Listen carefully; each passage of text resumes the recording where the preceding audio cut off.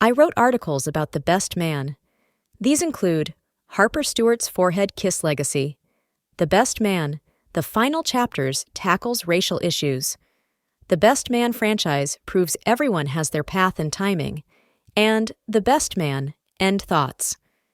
The Best Man, 1999, The Best Man Holiday, 2013, and Peacock's The Best Man, the final chapters, 2022, follow the lives of the college friend group. We see their start and follow their growth till the end, spanning several years. The first and second installments in the franchise are 2-hour movies, while the third installment is a Peacock original series with 8 episodes. Harper is played by Taye Diggs, Robin is played by Sanaa Lathan, Lance is played by Morris Chestnut, Candace or Candy is played by Regina Hall, Shelby is played by Melissa D'Souza, Quentin is played by Terrence Howard, Mia is played by Monica Calhoun, Julian, or Murch, is played by Harold Perrineau, and Jordan is played by Nia Long. In past movies, we see Harper's aspirations, resilience, and growth as a writer. Harper always wanted to be successful, especially after the attention his book, Unfinished Business, got. In the first movie, he encountered troubles with the written book. In the second movie, he encountered financial issues before seeking to write Lance's biography, and in the series, he desired to write on more concrete topics. He graces magazine covers, hosts book signings, and gets Unfinished Business adapted into a movie. After all hurdles and 2 years, he achieves his goal of writing something less trite and won the Pulitzer Prize he desired in college. Harper, being self-reflective in 2024, said, "Well, I did it. Nearly a half a century old, and I'm finally figuring it all out. Does it really take that long? Finding our place in the world, achieving happiness? It does. When I was younger, I thought money was everything. Good career, get married, nice crib, kids the dream, right? But it's so much more complicated than that. Being in successful relationships, marriages, friendships, takes work. None of us ever stop growing or evolving. We buy into the happily ever after dream and get married because the time is ticking. We may get married because it's time. But how often do we meet our soulmate? Life doesn't always go the way we expect, but somehow, if we're lucky, we end up where we're supposed to." This was a great opener to the series to inform us that he finally learnt from all he went through and will go through as we watch the events from 2015. This makes us hopeful for him as we see the outcome.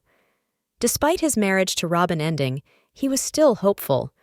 We are introduced to Robin as Harper's girlfriend and subsequently his wife. We are made known of her initial struggle to find her creative niche, as Harper told the guys, but she found it in catering. She was very passionate about cooking and had several moments to shine. She created a home meal kit company called Robin's Nest. Her kind spirit was still shown when she gave free food to women's shelters, etc. She became a mother to their daughter Mia and an activist connected to her purpose. She chose herself and her happiness with a hopeful spirit after the divorce from Harper. Jordan always had a bright future due to her hardworking, determined, and relentless nature.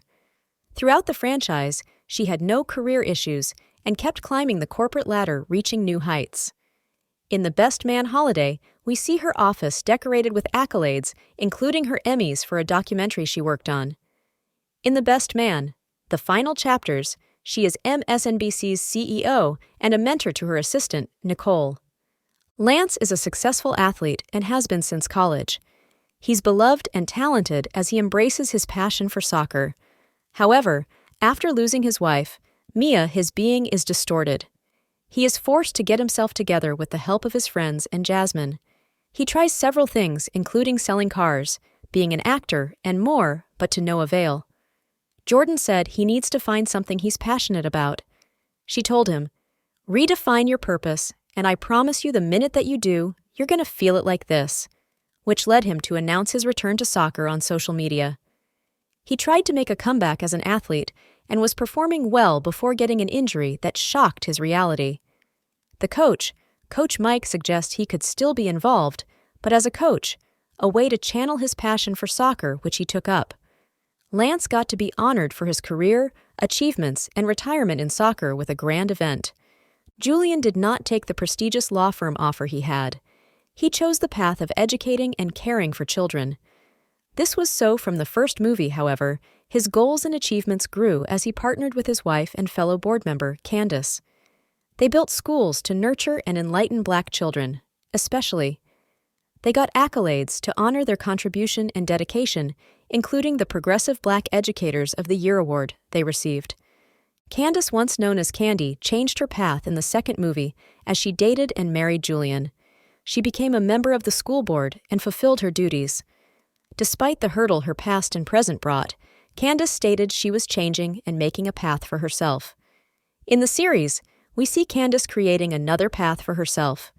She said, "A itch needs a change of scenery," referring to her routine with the school and their daughters, but this applies to her exploring as well as going after her dreams. She cultivated an interest in ayahuasca after the session the group had at San Pierre as one of the events for Quentin and Xiomara's wedding. She considered the importance of it for other purposes, including healing, which she researched extensively about. She enrolled in a university for graduate studies with the intention to continue her research. She continuously crafted her proposal for beneficial plant-based medicines to explore alternative and natural ways to treat social disorders. She was proud of her findings, especially if their daughter could use it for her anxiety instead of purchasing the traditional pharmaceutical medication. Shelby becomes a part of the Housewives franchise from The Best Man holiday. This character seems different from who we were introduced to in The Best Man. However, as a single mother to her daughter Kennedy, she is fierce and entrepreneurial, heading several businesses. As she joins the test for the From the Culture Roundtable Jordan created, she explores a new path. However, the test did not go her way as no one liked her in the midst of the other ladies. Jordan advises her to be less Housewives Shelby and more College Debate Team Shelby. She makes the note to code switch, making an adjustment for the targeted audience and for a palatable watch. Quentin encourages her, saying she's fierce, fine, fabulous, and fully educated. You play to win, and always come back with the W go in there and remind them of who you are. Surprise them with what they don't know about you, okay? You got this. You got this. She does so, and The Best Man. The final chapters marks the return of the preppy girl, Shelby we were first introduced to. She gets approved and joined the team as she also ran her businesses. Quentin said, "So my future looks mighty bright, thank you very much." When he spoke to Harper in The Best Man, he was confused about his path as he did not know what he wanted except to be left out of the Spivvy hotel business.